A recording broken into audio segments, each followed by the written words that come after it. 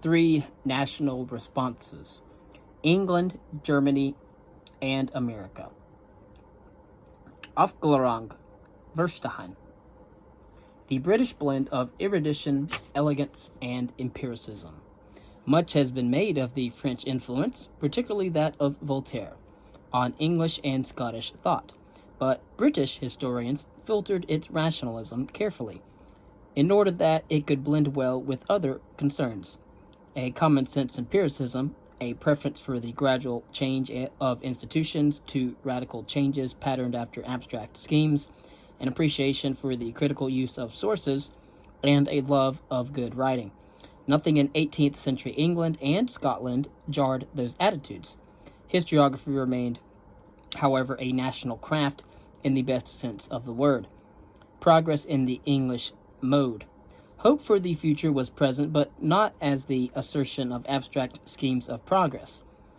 The Scot David Hume was typical when he based his hope on the English-style liberty affirmed by the constitutional solution following the Glorious Revolution of 1688.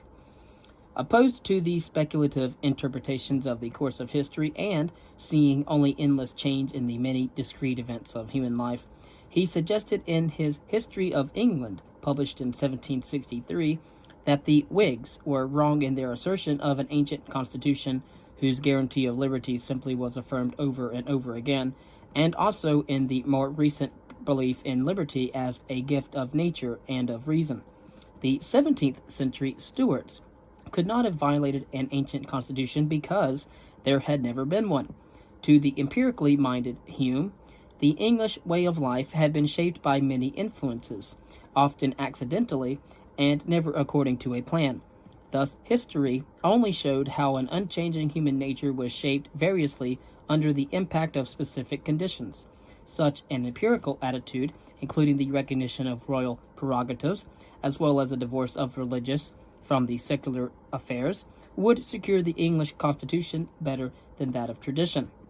This mixture of ahistorical thought with a sense of development did indeed yield a surprisingly good history. Hume was praised by Edward Gibbon as the, quote, Tacitus of Scotland, and his history dominated the field until that of Thomas B. Macaulay, which found greater favor. Its innovative organization of the material according to the reigns of English kings and the exact citing of material taken from sources remained lasting features of that work.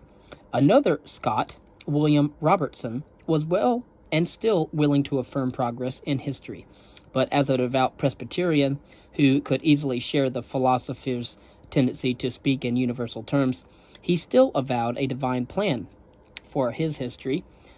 In his view, sacred history dealt with the plan directly when it drew aside that veil which covers the counsels of the Almighty, leaving civil history free to explore the revolutions of human affairs. Again, we have David Hume, T. Macaulay, and William Robertson. Since Robertson had no doubt that God's goal coincided with that of the philosophers in the refinement of the human race, he too could condemn the Middle Ages. Medieval features such as the Crusades were, however, not follies because they were, according to him, religious, but because they manifested Christianity in an outdated form. Even more recent events, particularly the European wars of Charles V's time, showed a rational plan behind events. These wars fostered human progress, since it was during Charles V's administration that the powers of Europe were formed into one great political system.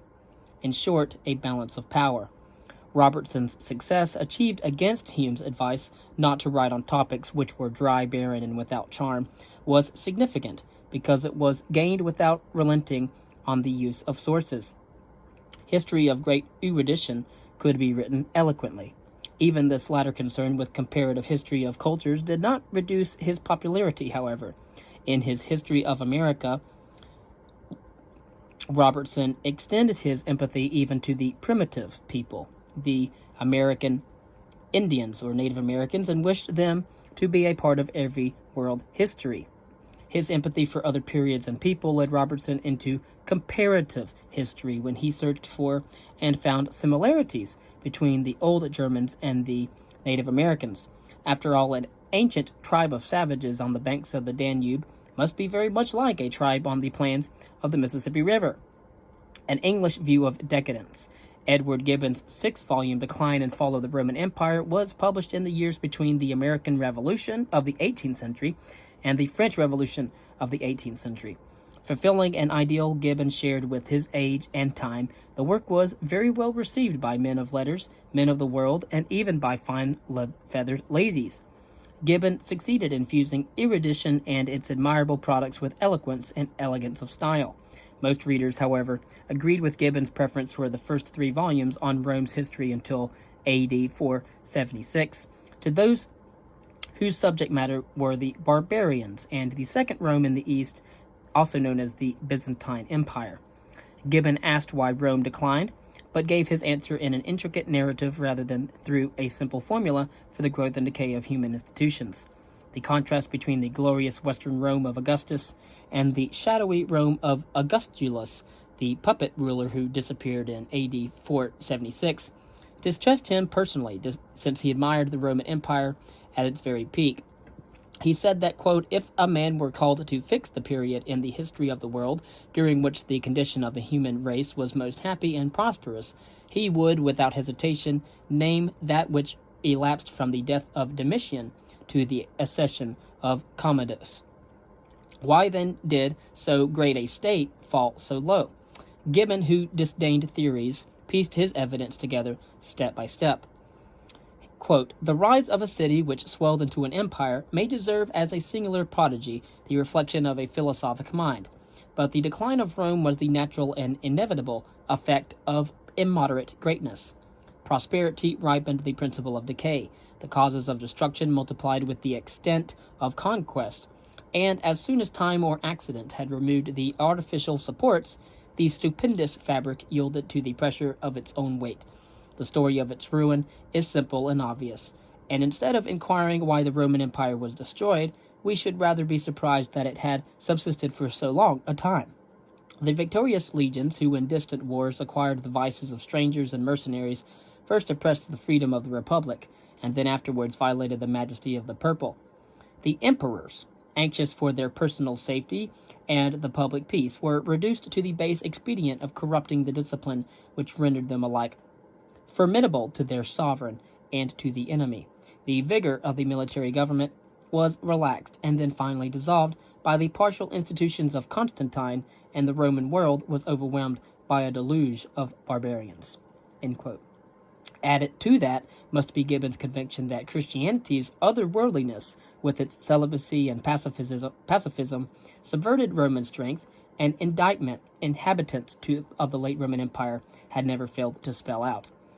Gibbon shared with Montesquieu the idea of a central virtue at the core of each type of a state, a virtue which, when eroded, it leads to collapse. He also believed in the connection, going back to Leonardo Bruni, of liberty with creativity and vitality.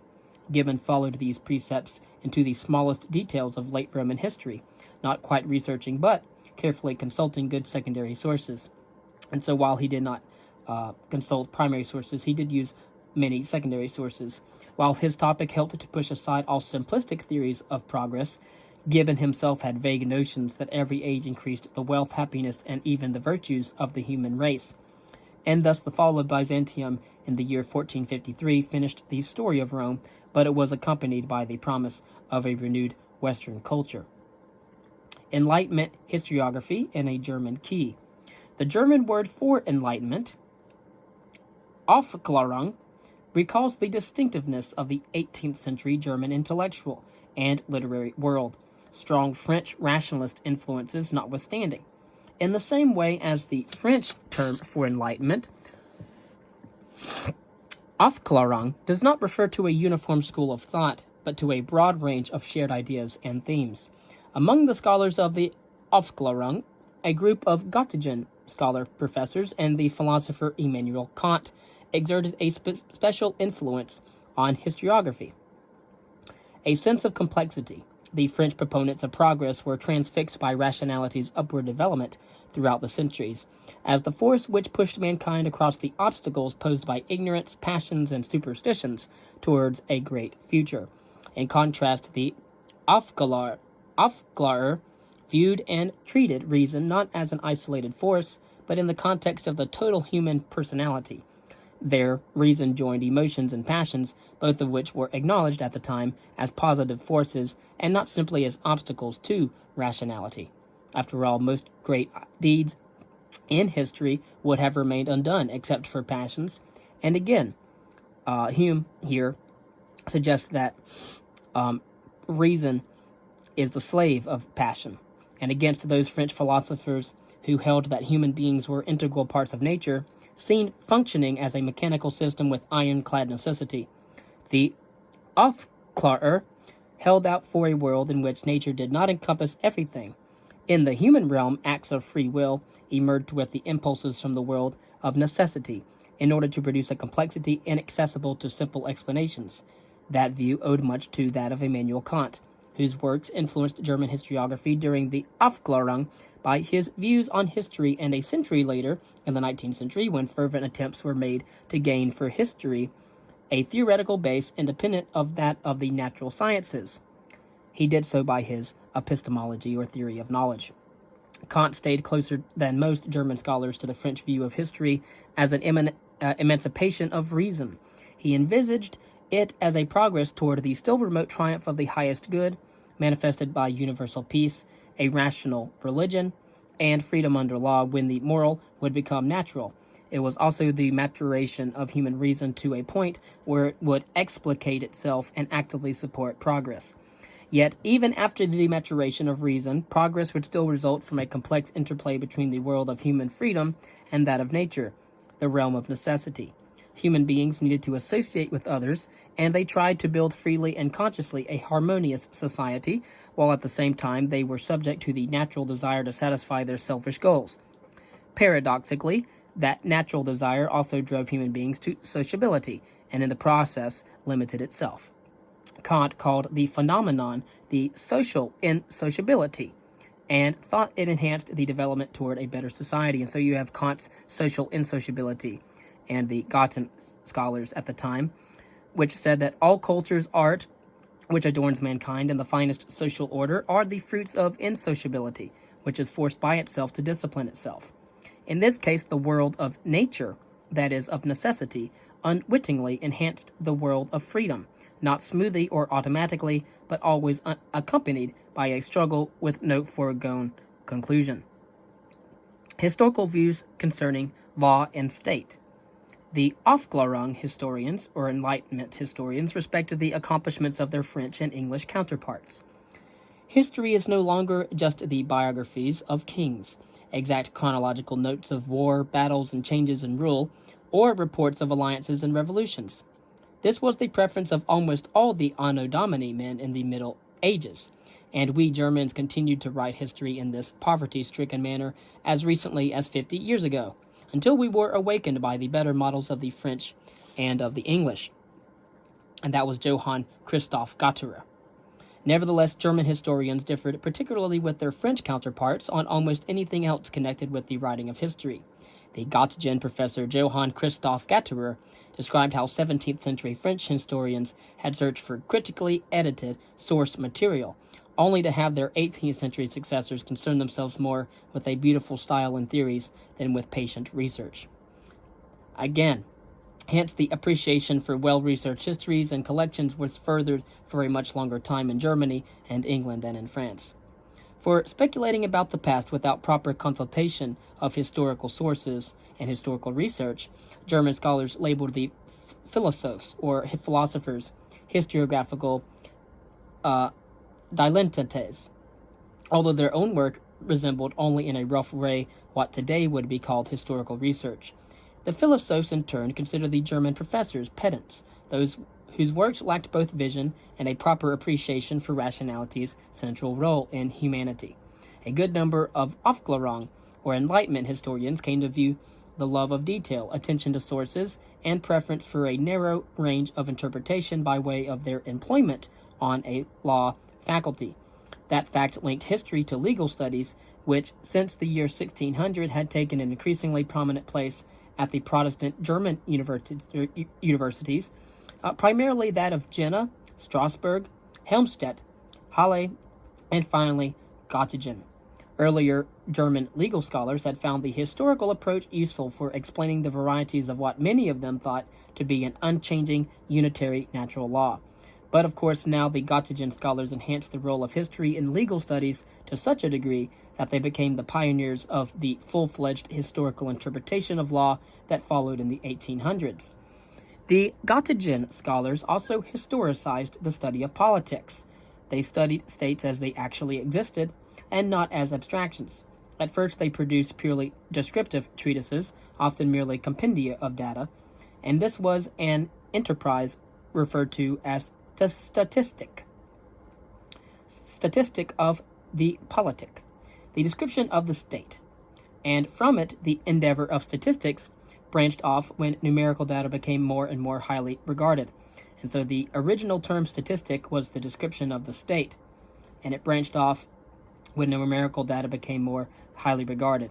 But these scholars stayed neither with the static description of states nor with the abstract discussion of ideal form of states. They were more in tune with Montesquieu and his empirical approach. Montesquieu indeed had singled out climate as one of the shapers of societies, cultures, religions, laws, customs, morals, and ideas. The German legal historians added the total geographical setting, and later in the century, again, the late 18th century, they also stretched the economic and social configurations of a state. And in doing so, they pushed history to the threshold of 19th century Staatengeschichte, which was a history of states which dealt with states as unique and constantly developing conjunctions of forces. And again, you had economic histories and social histories arising out of that. Among these forces, the historians and political theorists discerned, albeit hazily, a term called the Volk, which was a concept which soon would play a major role in European thought, particularly Romantic thought. Once more, the accent was on the fullness of life, as states were dealt with as living and unique phenomena rather than as exempla of timeless categories and definitions. If they were studied, they must be studied historically. Abstract theories would not suffice. It was in this form that the history and theory of states was transmitted by Arnold von Herren to the 19th century. In all their studies, the Göttingen legal historical scholars conscientiously used sources and the insights of auxiliary disciplines at the time. As time went on, however, the need to check on their scholarly procedures and to convey them to others, particularly students, led the scholars to construct elements of a historical methodology. Then you have Johann David Kohler, and he did so in the introduction to one of his works, while Johann Christoph Gatterer discussed systematically his approaches to history, sources, and auxiliary disciplines. Johann Christoph Gatterer, who came close to formulating a comprehensive theory of history, also attempted to introduce his students to original work by means of a seminar, which, however, survived only briefly, but in the light of their methodological interests, it seemed only fitting that these two men were the first Göttingen professors to be named simply professors of history, not professors of history and law. It was especially Gatterer's ideas on historical explanation, his respect for sources, and his attempts to publish them, and his seminar that proved seminal.